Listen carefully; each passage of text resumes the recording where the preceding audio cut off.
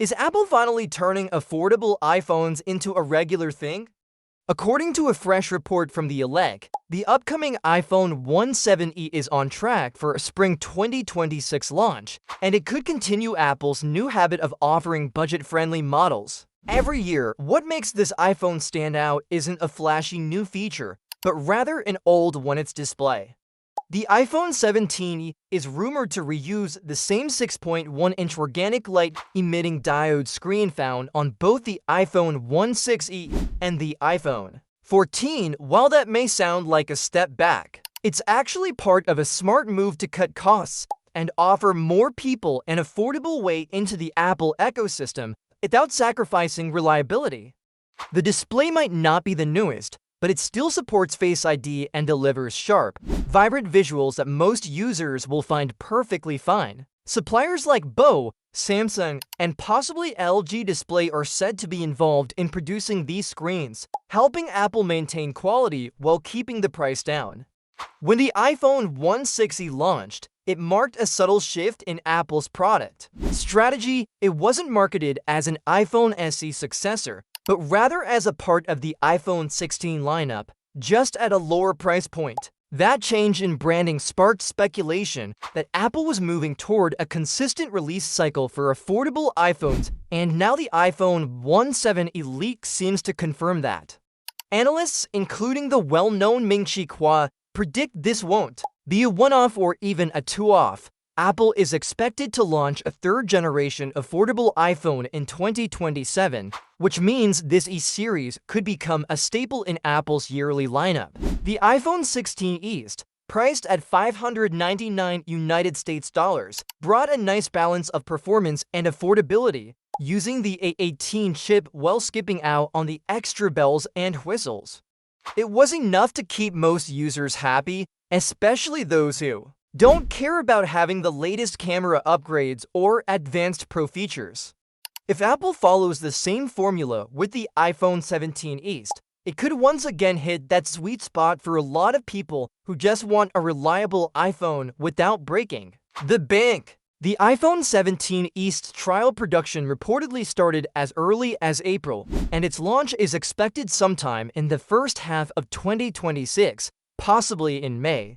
That gives Apple time to refine the device and possibly even surprise users with minor upgrades while keeping the core components cost-efficient. At this point, it looks like Apple's strategy is clear. Take proven parts like the iPhone 14 screen, pair them with newer chips and software, and deliver a phone that covers all the essentials. The E model seems to be positioned against strong competitors like the Pixel 9a, Galaxy S20 for Fan Edition, and OnePlus One 3R, all of which offer solid performance for a mid-range price. But Apple's advantage has always been its ecosystem, long-term software updates, and brand loyalty. If they keep this up, the iPhone 17e could become the go-to option for anyone who wants an Apple device without the flagship price tag. So now, it's your turn. Do you think reusing old screen tech is a smart way to lower the cost, or would you prefer brand new hardware every time? Let us know in the comments, and make sure to like this video and subscribe so you don't miss more clear and simple updates about Apple and everything else in tech. Ask ChatGPT. Can a thinner design actually change how we feel about foldable phones? That's the question a lot of people are asking now after the latest renders of Samsung's Galaxy Z Fold 7 and Galaxy Z Flip 7 have leaked online. These phones are just weeks away from launch, but thanks to well-known leaker Evan Blass, we've already seen enough to get people talking.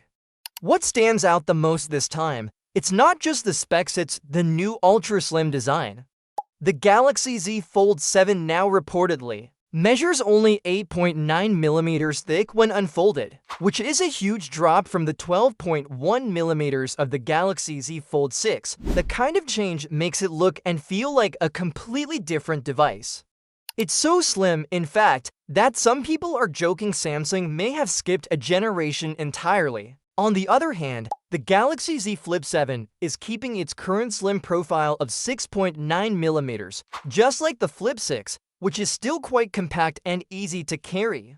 But even with these thinner bodies, Samsung hasn't cut back on performance. Inside the Fold 7, we're getting the Snapdragon 8 Elite processor, the same one that powers the Galaxy S25 series. That means users can expect flagship-level speed, smooth multitasking, and great gaming performance. Rumors are also pointing toward a better main screen experience, with a less visible crease than before, which has been one of the biggest complaints about previous Fold models. Unfortunately, not everything is perfect. The battery is expected to remain at 4,400 mAh, and charging speeds aren't getting an upgrade either. So while the phone looks new and sleek, the power and charging part might feel a little outdated to some buyers. Still, this update could be just what the foldable market needs. After a bit of a slowdown in foldable phone excitement, Samsung seems determined to bring back attention and innovation to this space. Foldables from Oppo, Honor, and Xiaomi like the Find N5, Magic V5, and Mix Flip to have tried to challenge Samsung, but they haven't quite managed to grab as much attention. Samsung still leads the pack in terms of global foldable phone sales, and with this new generation, they're likely trying to lock in that lead. On top of that, Samsung's Galaxy software, One UI, and long-term update support continue to be major selling points, especially for people who want reliable performance over several years. And let's not forget, the Fold 7 might be just the beginning. Samsung is also working on a trifold foldable phone called the Galaxy G Fold, which might go head-to-head with Huawei's Mate X-T Plus. Rumors are flying about Apple finally launching its first foldable iPhone in 2026. That would mean Samsung has a small window to cement its position even further before new competition arrives. In the end, the Galaxy Z Fold 7 is shaping up to be the slimmest and possibly most refined foldable Samsung has ever made. Whether that's enough to get more people excited about foldable phones again remains to be seen, but one thing's clear: Samsung is not slowing down.